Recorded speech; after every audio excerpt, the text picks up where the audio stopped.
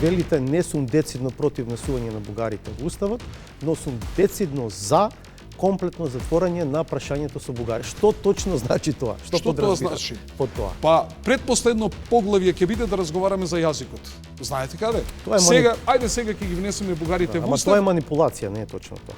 Како Тоа е манипулација? манипулација. Во преговорачката рамка пишува дека европското аки се преведува на македонски јазик. Да. Ама тоа е трикот што ни го прави Ковачевски. Демек, еве, нашиот јазик е признаен во Европа, да. Бугарите викаат, да, вие имате јазик, ама ще признаете дека вашиот език е наречен на българскиот јазик.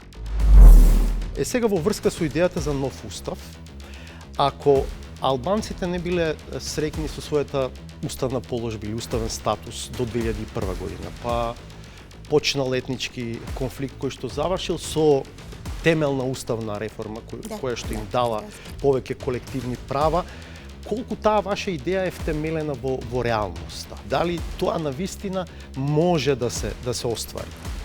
Дури и да не може. Знаете каков голем чекор плюс ќе биде слободно да разговараме. И секојаш аргументот, ама да не направиме. Не, зошто да ги сметаме албанците за ратоборен народ?